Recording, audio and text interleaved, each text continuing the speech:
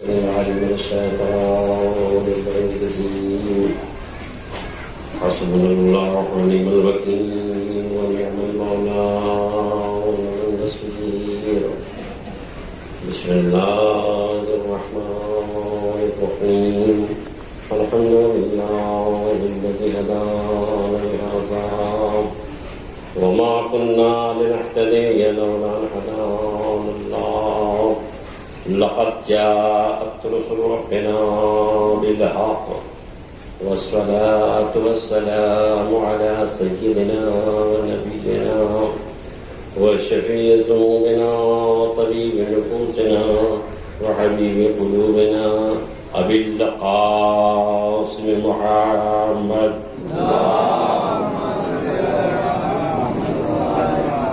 وآله الطيبين الطاهرين المعصومين ولعنة الله على أعدائهم اللعين من يومنا هذا إلى قيام يوم الدين. أما بعد فقد قال الله تبارك وتعالى في كتابه المحكم وخطابه المتقن وقوله وحسن بسم الله الرحمن الرحيم والآخرة خير وأبقى. صلى الله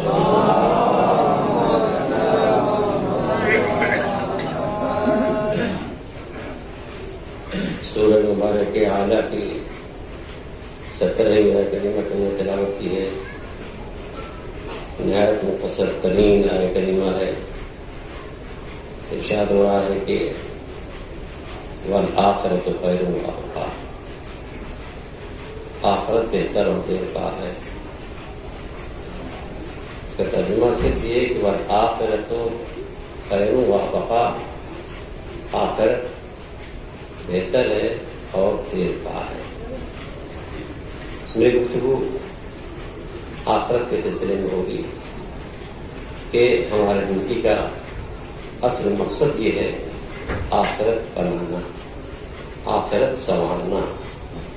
یہ مجلسیں، یہ ہمارے سبامات، یہ نمازیں، یہ روزے، حج و زکوٰۃ، یہ خمس، یہ فرائض، یہ واجبات کی ساری ادائیگی، یہ سب کے سب ہے آخرت سے متعلق. یہ جتنی چیزیں ہیں وہ سب آخرت سے متعلق ہیں، اس لیے کہ یہ دنیا آخرت بنانے کی جگہ ہے کہ انسان اس دنیا میں آئے تو اپنے آخرت کو بنائے. اس لیے حدیث میں ہے کہ الدنیا مزرعۃ الآخرہ، یہ دنیا آخرت کی کھیتی ہے. اب کمال یہ کہ انسان اس دنیا میں رہ کے اپنی آخرت کو بنا لے. اور بنانے والے تو اس دنیا میں بہت سے لوگ گزرے ہیں. بنانے والے نے تو ایک ہی رات بنا لی، اور بنانے والے نے چند منٹوں میں بھی بنا لی. اور دونوں واقعات کے سامنے ہیں، تفصیل میں جانے کی ضرورت ہے. بنانے والے نے ایک ہی رات بنا لی ہے، بنانے والے نے چند منٹ میں بھی بنا لی ہے. تو عزیزان گرامی، آخرت بنا لیا تو سب کچھ ہے. آخرت پر تو کچھ نہیں. اصل کل بات یہ ہے آخرت. یہ دنیا کیا ہے؟ یہ فانی ہے. یہ دنیا کیا ہے؟ یہ مٹ جانے والی ہے. کچھ نہیں. حقیقت دنیا کچھ نہیں. معصوم کی نگاہوں میں دنیا کوئی حقیقت نہیں ہے، یہ مٹ جانے والی ہے.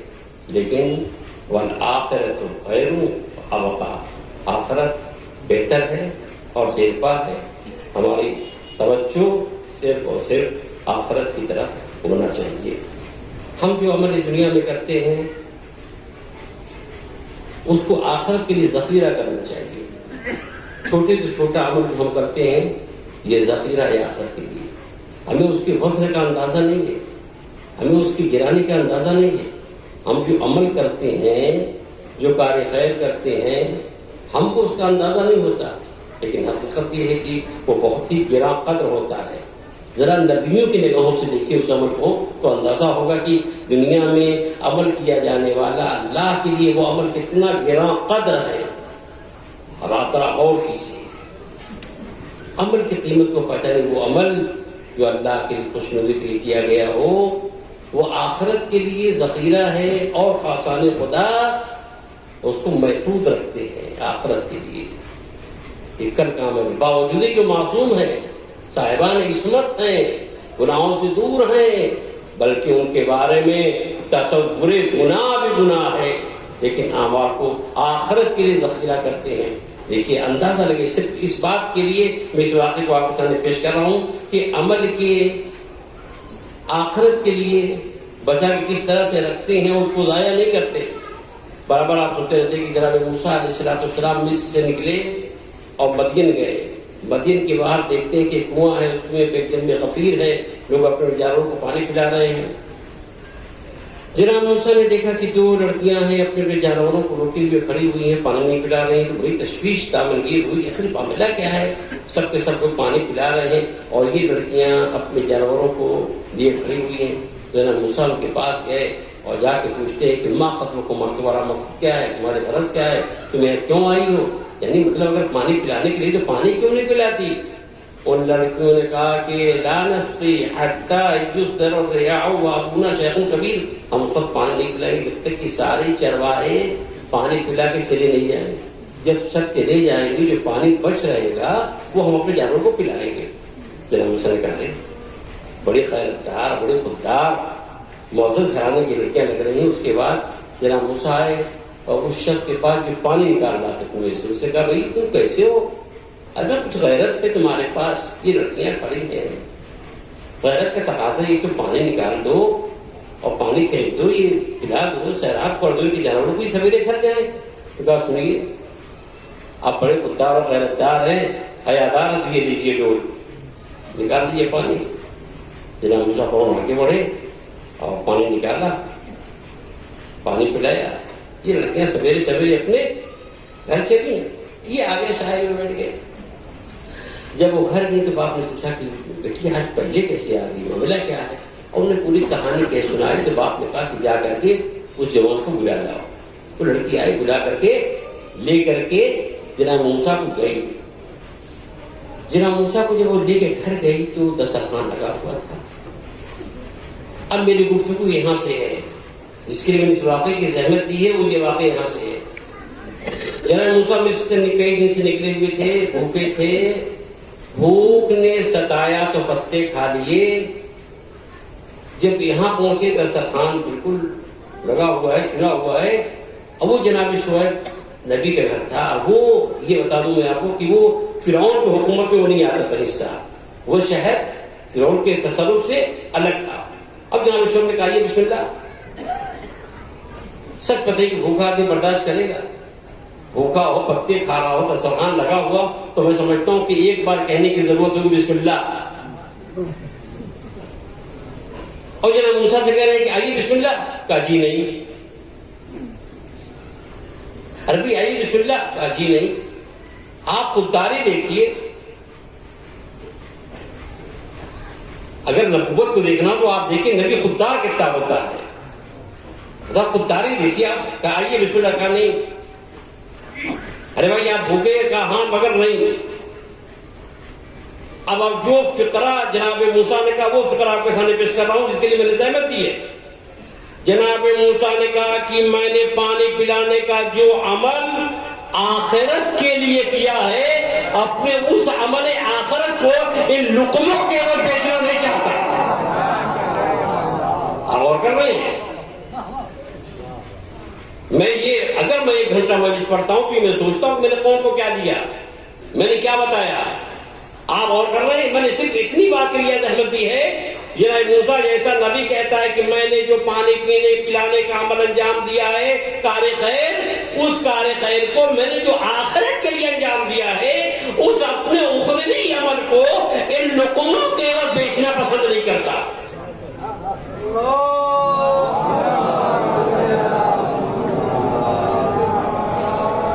ایک اور سر بات ہو گئی. اب یہ عمل کتنا گہرا قدر ہے دیکھیے. اب وہاں پر دیکھیے جناب شعیب پیغمبر کہتے ہیں کہ معاف کیجیے گا یہ اجرت نہیں ہے, یہ مزدوری نہیں ہے. آپ اس کو اجرت نہ سمجھیے, یہ مزدوری نہیں سمجھیے, یہ مہمان نوازی ہمارے آباء و اجداد کا طریقہ ہے. دیکھیے انہوں نے بھی اپنے عمل کو بچا لیا, انہوں نے بھی اپنے عمل کو بچا لیا. یہ بھی کام آخرت پہ کام آئے گا, یہ مہمان نوازی یہ بھی آخرت پہ کام آئے گی, اور انہوں نے جو پانی پلایا وہ بھی عمل آخرت پہ کام آئے گا. یعنی دونوں نے اپنے اپنے عمل کو بچا لیا. تو عزیزان گرامی والآخرۃ خیر و ابقا, آخرت بہتر و دیر پا ہے. ہماری نگاہ آخرت کی طرف ہونا چاہیے, ہمارا عمل اللہ کی خوشنودی کے لیے ہونا چاہیے تاکہ وہ آخرت میں کام آئے.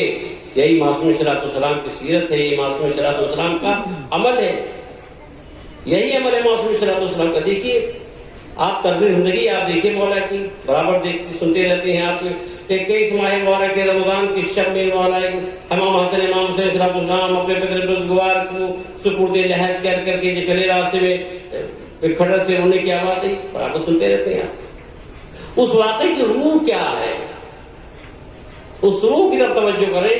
امام حسن صلی اللہ علیہ وسلم پہنچے, اس کھڑر میں پہنچے, دیکھا کہ نابینا ہے, اسے حال احوال پوچھا اور اس سے پوچھا بھائی یہ بتاؤ کہ تمہارا یہ حال ہے, میں دیکھ رہا ہوں بیمار ہو, آزار ہو, ناتواں ہو, کمزور ہو, تمہاری دیکھ دیکھ تو یہاں تمہاری دیکھ دیکھ کون کرتا ہے بھائی, تمہیں کھانا کھلاتا ہے, پانی پلاتا ہے, تیمارداری کون کرتا ہے؟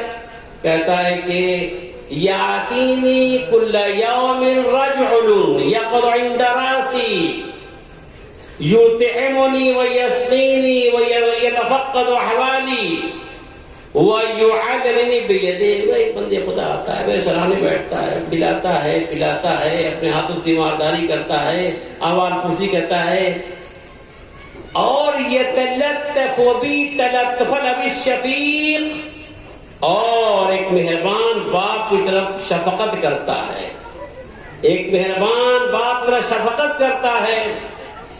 تو حسن علیہ السلام نے اس سے پوچھا کہ تم نے نام پوچھا, تم نے نام اس کا پوچھا کہ اس کا نام کیا تھا؟ کہا ہاں میں نے نام پوچھا. دیکھیے میری گفتگو بس یہاں سے متعلق ہے. کہاں جب بندے خدا یہاں آتا تھا, کھانا کھلاتا تھا, پانی پلاتا تھا, تیمارداری کرتا تھا, میرے ساتھ شفقت کرتا تھا, تمہیں بار بار پوچھتا تھا بندے خدا تیرا نام کیا ہے, بندے خدا تیرا نام کیا ہے, تیرا نام کیا ہے. تو وہ یہ کہتا تھا اے بندے خدا نام سے کیا غرض ہے, میں جو کچھ بھی یہ کر رہا ہوں اللہ کی خوشنودی کے لیے کر رہا ہوں. عزیزان گرامی آپ دیکھ رہے ہیں یہ خوشنودی خدا کے لیے کر رہا ہوں, نام نہیں بتایا. اور جب نام نہیں بتایا تو مشیت نے ایسے اسباب پیدا کر دیے کہ نام کھل کے سامنے آ گیا. اس کا مطلب یہ جب نام عمل خیر کرنے والا نام چھپاتا ہے تو اللہ ایسے اسباب پیدا کرتا ہے کہ قیامت تک اس کو سایہ کر دیتا ہے. اس طریقے سے مولا کائنات کا نام روشن ہو کر کے دنیا کے سامنے آ گیا. ہر ذاکر, ہر خطیب, ہر شاعر اس بات کو لے کر کرتا ہے. تو اب یہ عمل خوشنودی خدا کے لیے. تو عزیزان گرامی جب پیش نگاہ آخرت ہوگی تو انسان کا عمل بھی اللہ کے لیے ہوگا. حضرت نے فرمایا, پیغمبر اسلام نے ارشاد فرمایا کہ اعمل لدنیاک کأنک تعیش عبدا وَاعْمَلْ لِآخِرَتِكَ كَأَنَّكَ تَمُوتُ غَدًا.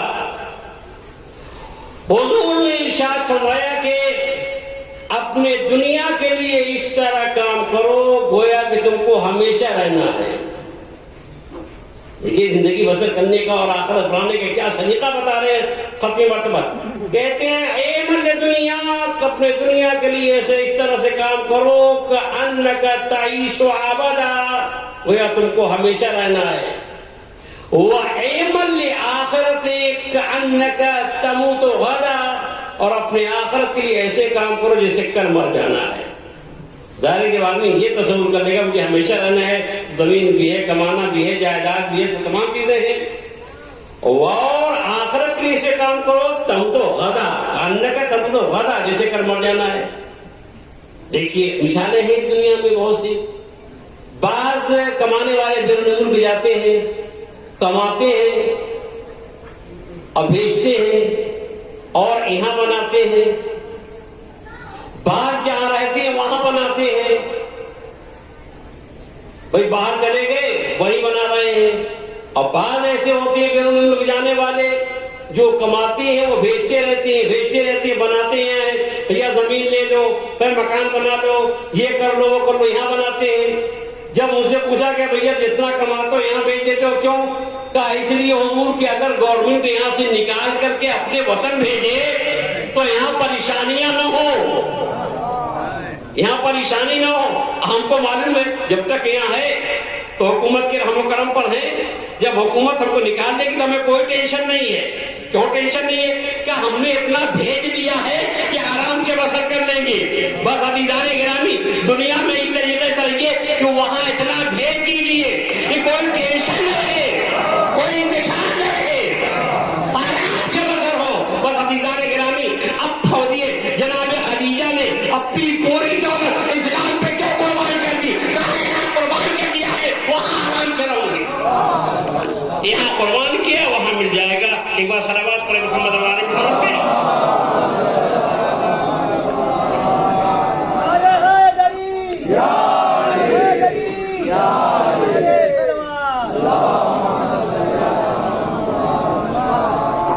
اے من دنیا کأنک تعیش عبدا, یہ ہمیشہ کام کرو کہ ہمیشہ رہو. ایسا کوئی ہمیشہ رہنا ہے. اور آخرت کے لیے ایسے کام کرو جیسے کل مر جانا ہے. وہی مثلا اسی لیے پیغمبر اسلام موت کے فضائل بیان کر رہے تھے. موت کے فضائل بیان کرتے ایک شخص بڑا کر یا رسول اللہ مالی لا احب الموت, مالی لا احب الموت. اے خدا کے رسول مجھے کیا ہو گیا, میں موت کو دوست نہیں رکھتا. تو حضور نے فرمایا اللہ کا مال ہوں, کیا تمہارے پاس مال ہے؟ کہاں؟ کہا دیکھا آپ نے. کہا اسی لیے. کہا کیوں؟ اس لیے کہ اگر تم نے وہاں بھیجا ہوتا, اگر اس وطن بنایا ہوتا تو تبھی تو راغب ہوتی. تو عزیزان گرامی یہی حضرت فرمانا چاہتے ہیں کہ اے من لے آخرت, ایک آخرت کے لیے ایسے کرو جیسے کأنک تموت غدا, تم کروا جاؤ گے. تو والآخرت خیر وابقا, آخرت بہتر اور دیر پا ہے. آئینہ معصوم صلی اللہ علیہ وسلم اس دنیا میں آئے کس لیے آئے؟ اس لیے آئے تاکہ لوگ ہمارے بیان سے, ہمارے موعظے سے, ہماری نصیحتوں کو سن کر کے آخرت تعمیر کریں, آخرت بنائیں. یعنی اگر یہ قید خانے میں بھی ہیں تب بھی ان کی تبلیغ جاری ہے, ان کا فیض جاری ہے. یعنی قید خانے میں ہے تب بھی یہ چاہتے ہیں کہ نہیں سب ہدایت یافتہ ہو جائے, سب سنور جائے, سب کی آخرت بن جائے. وہ خوش نصیب ہے عزیزان گرامی جو محبت اہل بیت لے کر کے اس دنیا سے جاتے ہیں اور آخرت میں ہمارے ساتھ اہل بیت کی محبت ہوئی ہے. بہت بڑا سہارا ہے آل محمد علیہ السلام کا. لیکن میں ایک بات اور کہنا چاہوں گا کہ مرنے والے کے لیے صرف یہ سارے ثواب کرنے سے ہی ماں باپ کا حق ادا نہیں ہو سکے گا, نہیں, بلکہ ہمیں چاہیے کہ اس کے ساتھ ساتھ ثواب کے ساتھ ساتھ ہم اس بات پہ بھی توجہ دیں کہ جو واجبات رہ گئے ہیں ان کو بھی ہم پورا کریں. اس لیے کہ حدیث میں ہے کہ پیغمبر اسلام کی حدیث بھی مولا کائنات سے بھی مروی ہے کہ اذا مات الانسان انقطع عمله الا من صلاة من صدقة جارية وعلم ينتفع به وولد صالح يدعو له. جب انسان دنیا سے اٹھ جاتا ہے, جب چلا جاتا ہے تو اس کا دفتر اعمال بند ہو جاتا ہے, رفتار نفس ڈوبی, موت کا پسینہ آیا اور ادھر دفتر اعمال بند ہوا. الا من ثلاث, سوائے 3 چیزوں کے, من صدقۃ جاریہ, مرنے والے صدقہ جاریہ کیا ہو, مسجد بنوا دیا, مدرسہ بنوا دیا اور امام بارگاہ تعمیر کرا دیا. رفاہی کام کیا جس سے لوگ فائدہ اٹھا رہے ہیں تو برابر ثواب لکھا جاتا رہے گا، برابر ثواب لکھا جاتا، وہ ثواب منقطع نہیں ہوگا، برابر ثواب لکھا جاتا رہے گا۔ اور دوسرے کی ممکن ہے کہ بھائی کسی کے پاس اتنا پیسہ نہیں ہو کہ صدقہ جاریہ کرے، مسجد بنوائے، امام بارگاہ بنوا دے یا رفاہی کام کر دے، تو دوسری چیز یہ ہے کہ نہیں، علم ينتفع بہ، علم چھوڑ کے گیا جس سے لوگ فائدہ اٹھا رہے ہیں، کتابیں لکھی ہیں، ترجمے کیے ہیں، بچوں کو پڑھایا ہے، یہ سب کیا ہیں؟ وہ ہیں کہ مرنے والے کو کا ثواب ملتا رہے گا۔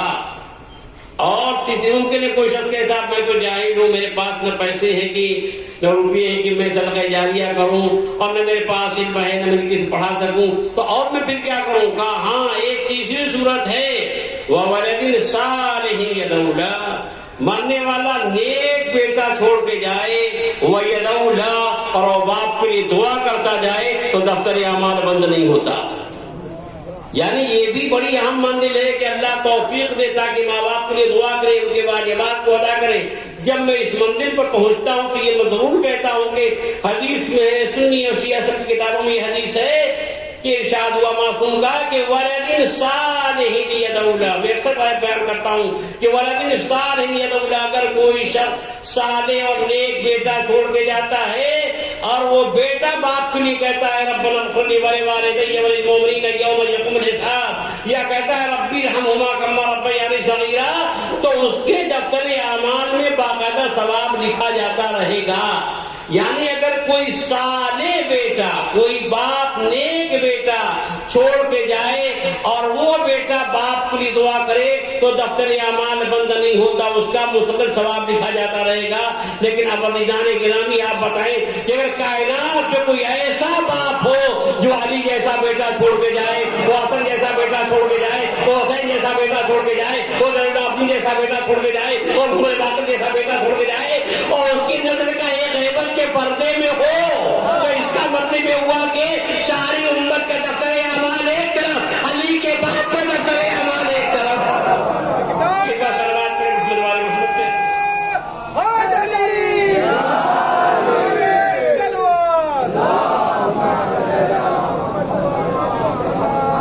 تو عزیزان گرامی، والدین صالحین یدعو لہ، کوئی نیک بیٹا چھوڑ جائے اور وہ بیٹا دعا کر دفتر اعمال بند نہیں ہوتا۔ یہ سب باتیں اخروی ہیں، یہ سب آخرت سے متعلق ہے، سب وہاں کام آئے گا، یہ سب وہاں اعمال کام آئے گا، وہاں ذخیرہ ہوگا وہاں کے لیے، وہاں کام آئے گا جس پر ہم یقین رکھتے ہیں۔ وَبِالْآخِرَةِ هُمْ يُوقِنُونَ، اور متقیوں کی علامت میں سے ایک اہم ترین علامت یہ ہے وَبِالْآخِرَةِ هُمْ يُوقِنُونَ، وہ آخرت پر یقین رکھتے ہیں۔ عزیزان گرامی، میں نے کہا کہ معصوم اشراف اسلام قید خانے میں بھی ہوتے ہیں تب بھی فیض باقاعدہ جاری رہتا ہے، لوگوں کو ہدایت کرتے رہے، لوگوں کو باقاعدہ بتاتے رہتے ہیں۔ دیکھیے بہت سارے واقعات، صرف ایک واقعہ قرآنی پیش کر کے بات تمام کروں کہ جناب یوسف جس زمانے میں قید خانے میں تھے، اس زمانے میں قرآن کہتا ہے کہ دو قیدی اور داخل ہوئے، داخلہ موصل فتیان، دو قیدی اور قید خانے میں داخل ہوئے۔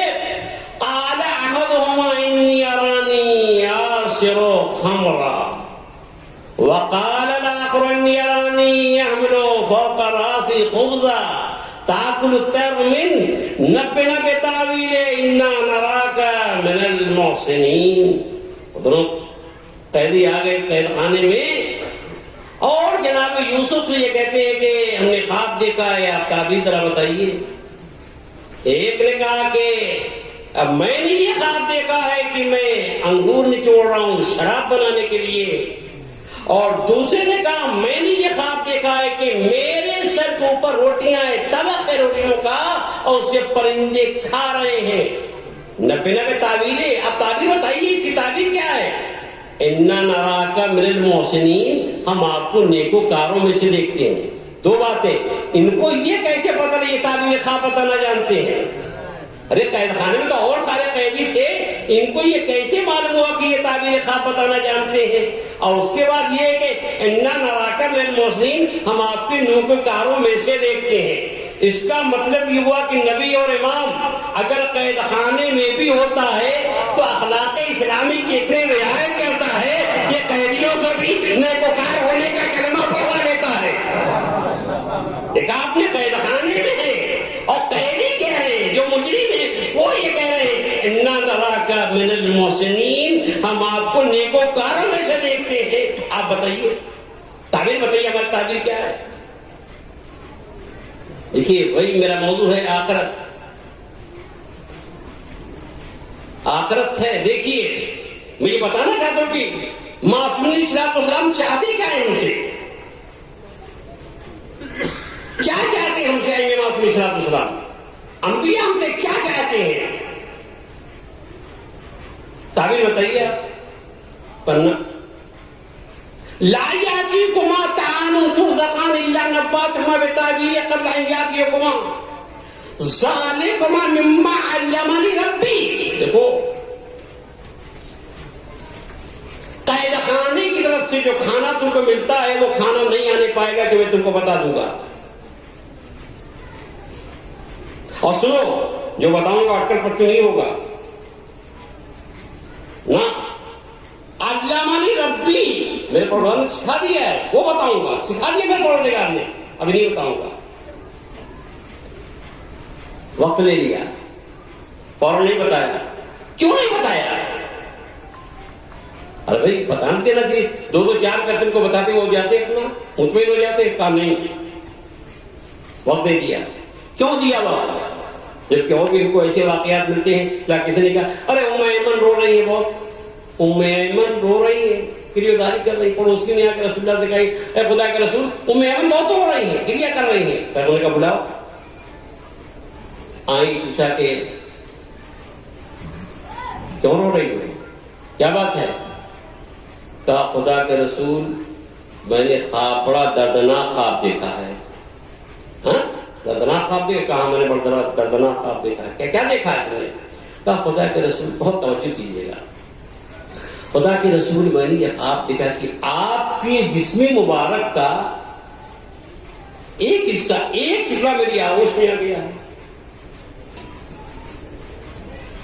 طرح طرح کے خیالات ارے خدا کے رسول میں رو رہی ہیں. آپ کے جسم مبارک کا ایک ٹکڑا، ایک عضو میری آغوش میں آ گیا ہے. بہت بے قرار ہوں، میرے آنسو نہیں رک رہے خدا کا رسول. حضور نے کہا خواب بہت اچھا ہے. یہ نہیں کہ 10 منٹ کے بعد بتاؤں گا. اچھا جاؤ آؤ تو میں بتاتا ہوں. نہیں فوراً بتایا. کہا خواب بہت اچھا ہے.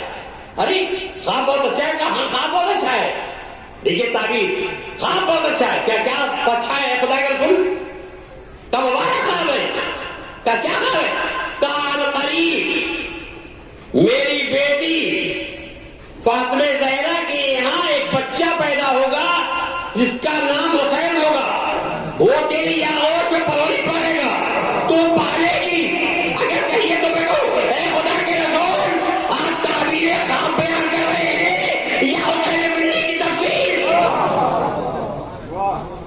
حسین میرا حسین مجھ سے ہے. ذرا خواب سے اور حسین منی سے مطابق کیجیے تو آپ زیادہ ہوگا. تعبیر خواب دے رہے ہیں کیا؟ حسین منی کی تفسیر کر رہے ہیں. کہا میرا حسین مجھ سے. کوئی یہ نہیں کہا پیغمبر صاحب نے کہ بھائی تھوڑی دیر کے بعد آؤ میں تعبیر خواب بتائی. فوراً بتا دیا. اور دیکھیے جناب یوسف کہہ رہے ہیں کہ نہیں، جب قید خانے کی طرف جو کھانا دیا جاتا ہے مثلا 2 بجے 3 بجے جب بھی دیا جاتا ہے وہ نہیں آنے پائے گا. میں بتا دوں گا ابھی نہیں. وقت لے لیا. اور آئیے چھٹے امام کے بعد ایک شخص آ گیا. اس نے کہا کہ مولا میں نے خواب دیکھا ہے. کہ بھائی تم نے کیا خواب دیکھا ہے؟ کہا خدا کے رسول پروردگار رسول بہت ہی دردناک میں نے خواب دیکھا ہے. موت سے بہت ڈر رہا ہوں، موت سے ڈر رہا ہوں. کہاں بہت ڈر رہا ہوں جب سے خواب دیکھا ہے. کیا خواب دیکھا ہے؟ کہا میں نے دیکھا کہ میرا داماد مر گیا ہے اور مجھ سے آ کے گلے مل رہا ہے. ظاہر ہے کوئی بھی خواب دیکھے گا اس قسم کا تو فکر تو ہو ہی جائے گی، اور اس کے بعد میں سمجھتا ہوں نیند ٹوٹ جائے گی. جی ایسا خواب آپ سمجھ سکتے ہیں کہ ایسا خواب. کہا کہ میں نے خواب دیکھا کہ میرا داماد مر گیا ہے اور وہ آ کے مجھ سے گلے مل رہا ہے. اے خدا کو تو بڑا سہما ہوا ہوں، بڑا فرزند رسول بڑا ڈرا سہما ہوں. تو حضرت سے پہلے تو بتایا کہ بھائی دیکھو تیار رہو کہ کیا ہو جائے. اور اس وقت کیا خواب بہت اچھا ہے. تھوڑا غور کیجیے. یہ نہیں کہا چل یار آؤ ٹہل کر کے آؤ بیان کروں گا، تھوڑی دیر کے بعد آؤ بیان کروں گا، نہیں، دیر تعبیر بیان کیا اور اس کے بعد اسے خواب بیان کیا، فوراً تعبیر بیان کیا. کہا خواب بہت اچھا ہے. کہا یہ بتاؤ کہ تمہارے داماد کا نام کیا تھا؟ کہا میرے داماد کا نام حسین تھا. نام حسین کی عظمت بھی اندازہ لگائیے، نام حسین کے اثر کو بھی. کہا میرے داماد کا نام حسین تھا. تو حضرت تعبیر بتائی کہ اگر کوئی ایسا شخص جو مر جائے اور اس کا نام حسین ہو اور وہ حسین نامی شخص مرنے کے بعد اگر کسی زندے کے خواب میں آئے اور گلے ملے تو اس کی تعبیر یہ ہے کہ اس کو میرے جد کی زیارت نصیب ہوگی. مولا آپ تعبیر خواب بیان کر رہے ہیں یا کہ اس کی زندگی اور بقا کی بشارت دے رہے ہیں. اس لیے کہ امام حسین کی زیارت کی خصوصیات میں سے ہے کہ اس کی عمر طویل ہوتی ہے، اس کی عمر بڑھتی ہے. جہاں تک ممکن ہو امام حسین علیہ السلام کی زیارت کو اپنے ورد میں رکھیں. اور میں ہمیشہ اپنے مجلسوں میں کہا کرتا ہوں کہ خاص طور سے قرب قیامت کے اس حادثاتی دور میں زیارت عاشورہ کو اپنے ورد میں رکھیں. زیارت عاشورہ کو باقاعدہ پڑھیں. ممکن ہے زیارت عاشورہ بڑی ہونے کی وجہ سے ایک شخص متوجہ نہیں ہے کہ صاحب لمبی ہے، لا علیہ السلام میں کیسے پڑھیں، تو وہ زیارت عاشورہ غیر معروفہ پڑھے. اس میں مختصر زیارت پڑھے اور اس کے بعد دورے کا تمام پڑھ کر زیارت عاشورہ غیر معروفہ پڑھے. کم وقت میں وہ پڑھ لے گا. فضل میں شرف میں یہ زیارت جس کو غیر معروفہ کہتے ہیں یہ بھی معروفہ سے کم نہیں ہے. ان لوگوں کے لیے جو وقت مشغولیت رکھتے ہیں وہ اس زیارت پڑھیں. بہرحال قرب قیامت کے حادثاتی دور میں آپ اس زیارت کو ضرور اپنے گرد میں رکھیں. بے پناہ اس کے ثواب میں سب سے بڑی بات یہ ہے سید الشہداء کی محبت کے اظہار کا یہ ایک ذریعہ بھی ہے. تو عزیزان گرامی میں یہ عرض کر رہا تھا کہ پیغمبر اسلام نے وہاں بتایا کہ 10 منٹ کے بعد بتاؤں گا، اللہ میں امام صادق اسلام نے فرمایا کہ 10 منٹ کے بعد بتاؤں گا، نہیں اور بتا دیا. اور یہاں جناب یوسف علیہ السلام کہتے ہیں کہ لا یاتیکم طعام ترزقان الا نباتکم بتاویلہ، جو قید خانے کا کھانا تم کو دیا جاتا ہے وہ کھانا نہیں آنے پائے گا کہ میں تم کو بتا دوں گا. اور اس کے بعد کیا کیا؟ اور اس کے بعد اپنا عقیدہ شروع کر کے بیان کرنا. اپنا عقیدہ، اپنے عقیدے میں کہتے ہیں انی ترکت ملت قوم لا یؤمنون باللہ وهم بالآخرۃ هم کافرون واتبعت ملت آبائی ابراہیم واسحاق ویعقوب. میں نے اس قوم کے مذہب کو، اس قوم سے کنارہ کشی اختیار کر لیا ہے جو اللہ پر ایمان نہیں رکھتی اور آخرت کے منکر ہے. واتبعت ملت آبائی، اور میں نے اپنے آبا و اجداد، اپنے باپ یعقوب، اپنے دادا اسحاق، اپنے دادا ابراہیم کے مذہب کی پیروی کی ہے. پہلے کا انی طرف تو میں نے چھوڑ دیا، بعد کا واتبعت تو میں نے پیروی کیا ہے. اس کا مطلب یہ ہوا کہ ایمان کا انحصار تبرہ و تبرہ پڑے. تبرہ و تبرہ، تبرہ کیا؟ خدا اور رسول اہل بیت کے دشمنوں سے بیداری اختیار کرنا. تولہ خدا رسول اہل بیت سے اظہار محبت کرنے. تولہ اس آیت میں جناب یوسف کیا بیان کر رہے ہیں؟ ایمان کا انحصار تولہ اور تولہ پہ ہے. پہلے بیداری ہو اور اس کے بعد محبت ہو. میں نے بیداری اختیار کیا، ترک کر دیا، چھوڑ دیا اس قوم کے مذہب کو جو اللہ پر ایمان نہیں رکھتی، جو آخرت کے منکر ہے. یہ ہے بیداری. بیداری کا نتیجہ ہے ترک. واتبعت، اور میں نے پیروی کر لی ہے. پیروی کرنا یہ ہے دلیل محبت، یہ ہے تولا. میں نے پیروی کی ہے اپنے آبا و اجداد کے مذہب کی.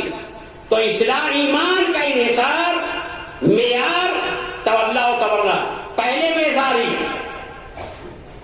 بعد میں اظہار محبت. یعنی صحیح قرآن دیکھیے، قرآن میں بھی ہے.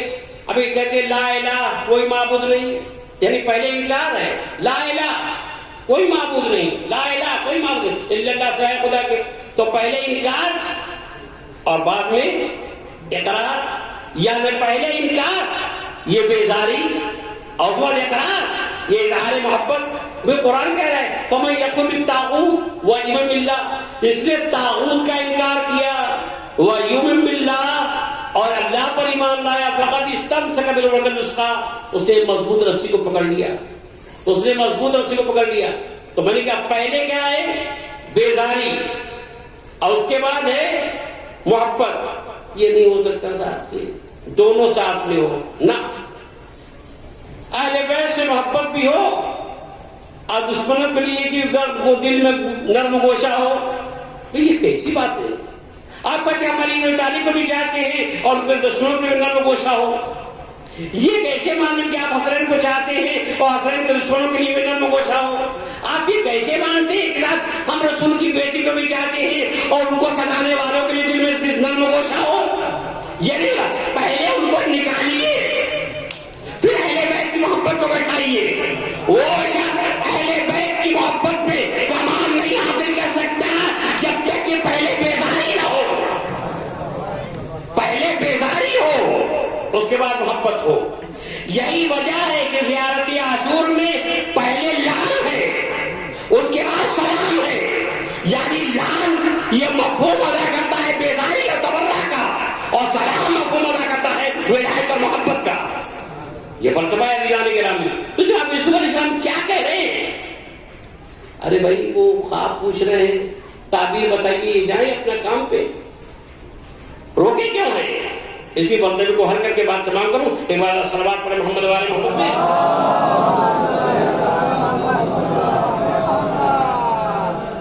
اب عزیزان گرامی گفتگو یہ ہے کہ یہ تاخیر کیوں کر رہے ہیں، پتا کیوں نہیں رہے ہیں. اور یہ بھی کہہ رہے ہیں کہ علمانی ربی، میرے پروردگار نے مجھے باقاعدہ سکھا دیا ہے، بتا دیجئے. نہیں بتا نہیں، اپنا عقیدہ بیان کر رہے ہیں. اچھا، اور اپنا عقیدہ تقریباً میں سمجھتا ہوں کہ اب کہاں سے آئے وقت یہ ہوئے اور آئے جمعے کا دن بھی ہے، چاہتا ہوں بات تمام کروں. تقریباً ایک صفحہ سے زیادہ مشتمل صفحات پر آیتیں ہیں. اور جناب یوسف نے اپنا عقیدہ بیان کیا، پھر ان کی عقیدے کی خرابی کو بیان کیا. جب باقاعدہ تقریر کر چکے تو اس کے بعد تعبیر خواب بیان کیا. تو یہ بھی تو ہو سکتا تھا کہ وہ تعبیر خواب پہلے بیان کر دیتے اور اس کے بعد تبلیغ کرتے. جب تبلیغ ہی آپ کو کرنی تھی تو بھیا ایسا ہے کہ آپ پہلے تعبیر خواب بتا دیجیے اور اس کے بعد تقریر کیجیے. تبلیغ پہلے اور خواب کی تعبیر بعد میں. دیکھیں اس میں راز کیا ہے کہ اگر پہلے تعبیر خواب بیان کر دیتے تو اب دو باتیں، یا تو وہ سنتے یا چلے جاتے، اور سنتے بھی تو بے توجہی کے ساتھ سنتے، بے توجہی کے ساتھ سنتے. لہذا نبی نے کہا نہیں، موقع اور مصلحت یہ ہے پہلے ان کو کرو تبلیغ، پہلے تبلیغ کرو. یعنی کہ وہ بغیر تعبیر خواب سنے جائیں گے نہیں، جو ان کے غرض وابستہ ہے. لہذا یہ موقع ہے، اپنی بات کہہ دو. دیکھیے اب وقت لے لیا. جب پوری بات کہہ چکے تو آپ کہتے ہیں کہ یا صاحب سجن اما احدکما فیسقی ربہ خمرا واما الاخر فیسلب فتاکل الطیر من راسہ. اے میرے قید خانے کے ساتھیوں، دیکھو پہلا وہ شخص جس نے یہ خواب دیکھا ہے کہ میں انگور نچوڑا ہوں شراب بنانے کے، فیسقی ربہ خمرا، وہ اپنے بادشاہ کو شراب پلائے گا. وہ امن آخروں کا یسلب، اور دوسرے کو سولی دی جائے گی. جب یہ بیان کر دوسرے کو سولی دی جائے گی تو وہ جھٹ سے بولا ایسا میں نے خواب ہی کر دیکھا ہے. ارے میں نے خواب نہیں دیکھا. کافر کہا میں نے گڑھ کے پوچھا ہے کہ دیکھیں آپ کہتے کیا ہیں. یعنی یہ قوم نبی اور امام تک کی دیکھیے آپ. جناب یوسف کو کہہ رہی کہ تو میں نے تو گڑھ کے پوچھا ہے. اب قرآن کی آیت ہے، سنو قضی الامر الذی فیہ تستفتیان. اب وہ امر ہو چکا جو تم پوچھ رہے ہو. اب مطلب یہ ہوا چاہے تم نے خواب دیکھا ہو چاہے نہ دیکھا ہو، اب وہی ہوگا جو میں کہہ چکا ہوں. قضی الامر الذی فیہ تستفتیان، وہ امر ہو چکا جس کے بارے میں تم پوچھ رہے ہو. لیکن سوال یہ ہے عزیزان گرامی، آپ پہ روکا کیوں؟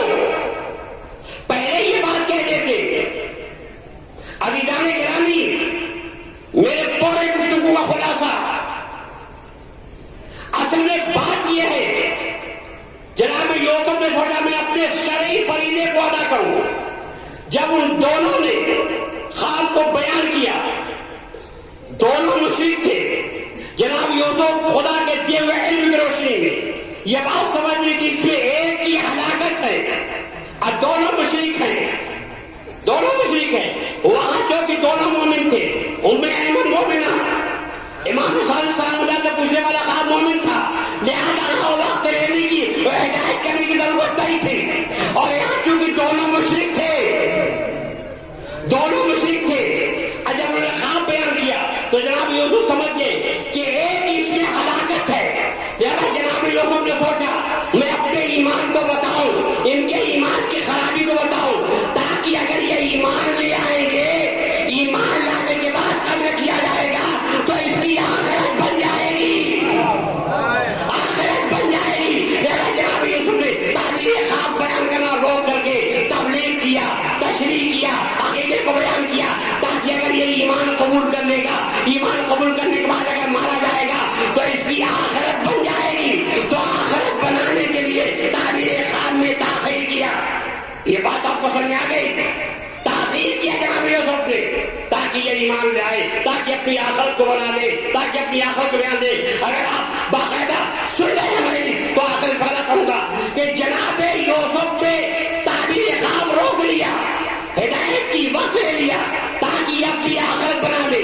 اگر یہ نقطہ سمجھ میں آ جائے گا تو کربلا میں ایک شخص بھی امام نے جو مہلت لی ہے اس کا مرتبہ بھی سمجھ میں آ جائے گا کہ امام نے کربلا میں ایک شخص کی مہلت عبادت کی نہیں لی تھی تاکہ اب بھی کوئی آخرت بنا دے، اب بھی کوئی آخرت بنا دے، اب بھی کوئی آخرت بنا دے. جناب یوسف مقصد میں کامیاب نہ ہو، لیکن زہرا کے لال نے ایک شخص کی مہلت لی تو آخرت بنانے والے نے آخرت اس شان سے بنائی کہ زہرا کے لال نے کہا انت ہو پھر دنیا بنا کے ایک بار صلوات پڑھیں محمد والے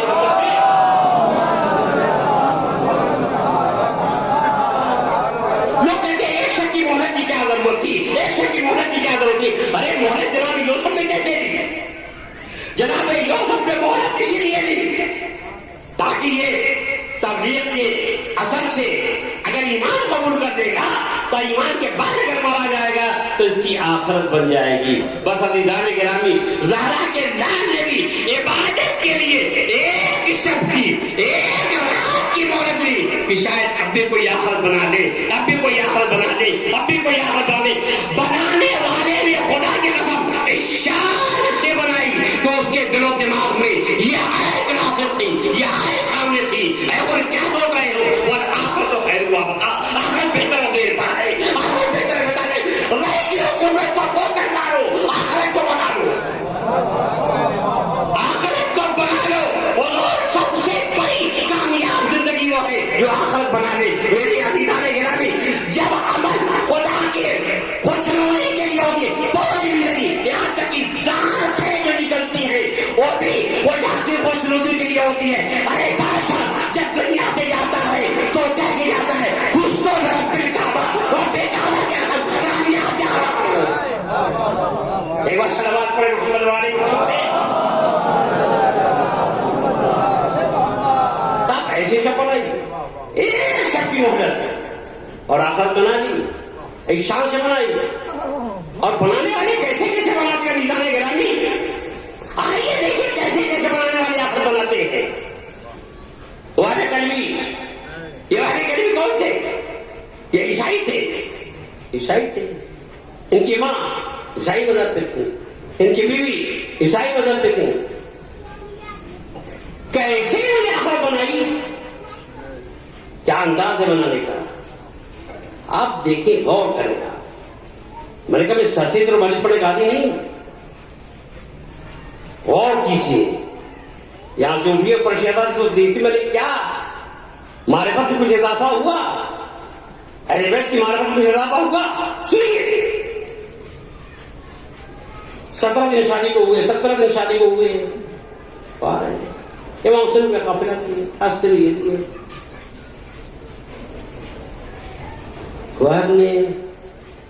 وہب نے یزیدی لشکر کے ایک سپاہی سے پوچھا کہ یزیدی لشکر کے سپاہی میں یہ کون لوگ ہیں جو سخت حفاظت میں جا رہے ہیں؟ تو یزیدی لشکر کے سپاہی نے کہا کہ یہ رسول کی بیٹی بات میں ذرا سب بات میں رہا کہ بیٹے حسین نے. اچھا حسین نے کہا. اب وہب کہتا ہے کہ دیکھیے وہب کہتا ہے کیا یہ وہی حسین ہے جس کے نانا مباہلے میں اپنے آغوش میں لے کے آئے تھے؟ اب یزیدی لشکر کے سپاہی چونکا. ارے تم کیا کہہ رہے ہو؟ مباہلہ ہوا سن 10 میں اور کیجیے سن واقعہ قبلہ 61 میں 50 سال کا فاصلہ. وہ آپ کی عمر 25 سال. کربلا میں واحد کی عمر 25 سال تو 50 سال کا پہلے کا واقعہ. اور جب یزیدی لشکر سپاہی کہتا ہے کہ یہ تو رسول کی بیٹی کے بیٹے حسین ہیں تو بابا جیسا کہتا ہے کہ ارے کیا وہ یہ وہی حسین ہے جس کے نانا موبائل میں اپنے ہاتھوں میں آئے تھے؟ میں بتانا چاہتا ہوں کہ 50 سال بعد مباہلے کا اثر 50 سال بعد مباہلہ آخرت بنانے کا ذریعہ بنتا ہے. یعنی مباہلہ 50 سال بعد آخرت بنانے کا ذریعہ بنتا ہے مباہلہ اور حسین ابن علی. اور یہی سے پتہ چلتا ہے کہ رسول اللہ نواسے کو آغوش میں لے کے کیوں آئے تھے.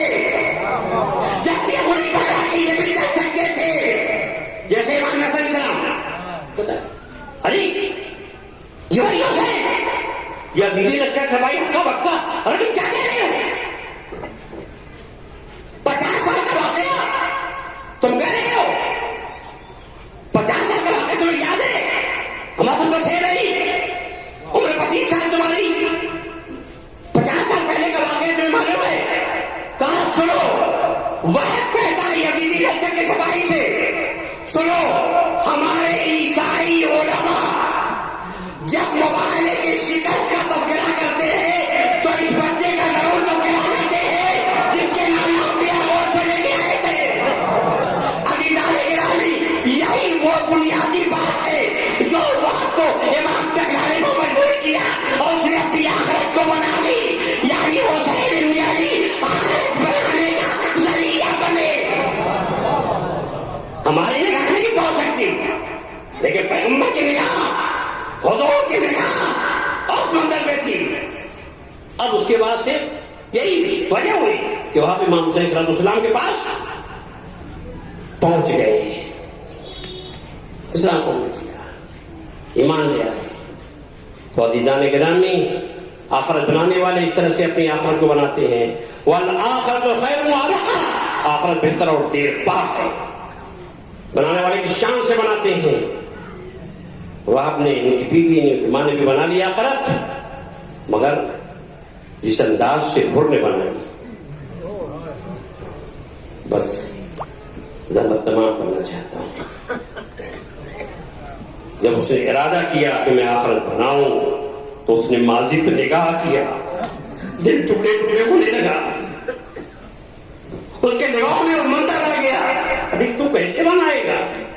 تو نے تو گستاخی کی زہرا کے ڈال کے ساتھ نجام پرت پر ہاتھ ڈالا ہے. کیسے بنائے گا؟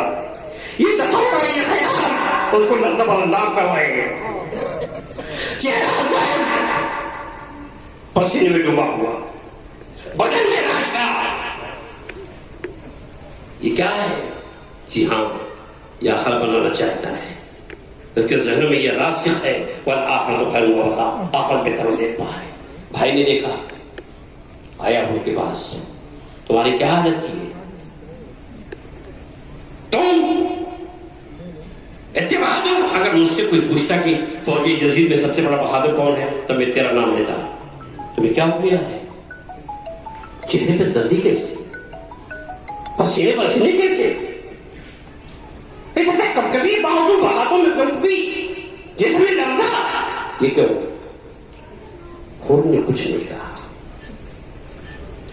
میں مجلس تمام کر رہا ہوں. حر نے کچھ نہیں کہا.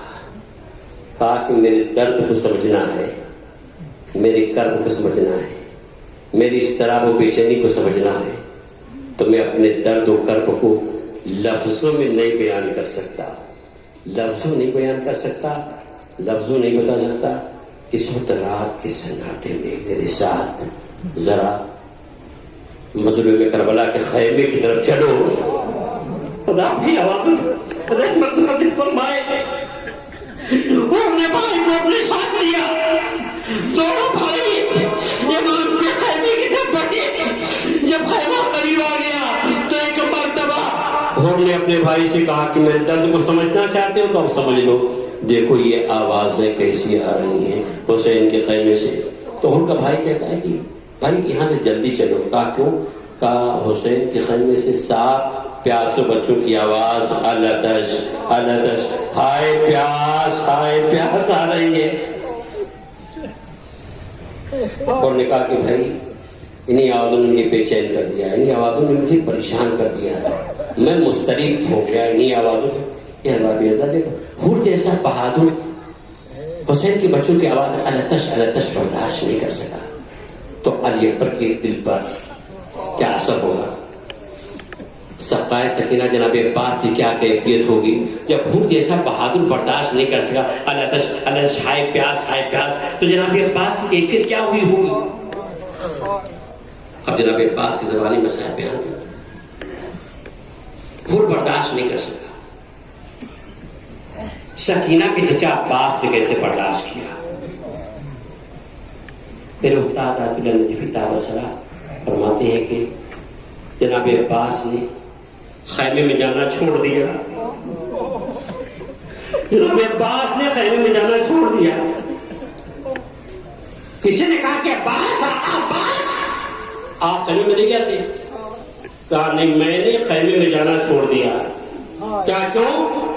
کہا اس لیے میں چھوڑ دیا ہے کہ اب پیاس سے بچوں کا حال دیکھا نہیں جاتا. اب پیاس سے بچوں کا حال دیکھا نہیں جاتا. اب بچوں کا حال یہ ہے کہ بچے اپنے ہاتھوں سے اور زمین کربلا کو کھودتے ہیں. جب تک زمین آ جاتی ہے تو بچے اپنے سینوں کو لگے ہیں. اب باہر سے یہ کربلا کو نہیں دیکھا جاتا. تو یہ پاس نہیں برداشت کرتا اس منظر کو. وہ تو حر کی کیفیت تھی. کوئی آواز ہے برداشت نہیں کر سکا. پوری رات بے چینی میں گزاری، گھر میں گزاری. جب صبح ہوئی تو امام کے پاس آیا. میں کیسے آیا؟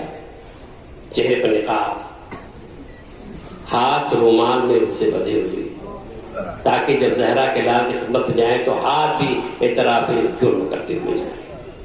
ہاتھوں کو رومال سے باندھا. امام کے پاس آیا، قدموں پہ سر رکھ دیا. امام نے کہا ارفع راسک یا شیخ. آنے والے اپنے سر کو بلند کر. کہا مولا میں حر ہوں، کیا میری خطا معاف ہو سکتی ہے؟ مولا نے معاف کر دیا اور نے اپنی آخرت کو بنا لیا. اور اس کے بعد کہتا ہے کہ آقا اب میں زندہ رہنا نہیں چاہتا. اے میرے آقا اب میں چاہتا ہوں کہ مجھے اب مکہ میں بھیج دیجیے. امام نے اس وقت میں پکڑا کہا کیا ہو جب تو دشمن بن کے آیا تھا تو میں نے تجھے پانی پلایا تھا. آج اپنا بن کے آیا ہے تو خیمے میں پانی نہیں ہے. میں پلا نہیں سکتا پانی. خدا اپنی باتوں پر ہمت نازل فرمائے. کہا مجھے منع کروا دیجیے. امام نے کہا نہیں ابھی تجھے نہیں. اور کو روک لیا. کہا آقا مجھے اجازت نہیں ہے تو میں جوان بیٹے کو اجازت دے دیجیے. اور نے اصرار کیا. امام نے بیٹے کو اجازت دی. بیٹا مقتل میں آیا. مجلس تمام کر دی. بیٹا مقتل میں آیا. زخموں سے چور اگر گھوڑے سے گرا تو آواز دی بابا کو. اور نے مقتل کا رخ کیا. اور نے مقتل کا رخ کیا تو امام نے روکا. کہا نہیں. کہا نہیں. کہا کیوں؟ کہا کہ میں گوارا نہیں کرتا. میں گوارا نہیں کرتا کہ بڑا باپ اپنے جوان بیٹے کو ایڑیاں لگاتے دیکھے. مولا نے روک لیا. خود خود کے بیٹے کے ناصر ہے لیکن یہ مانے تھا اے مولا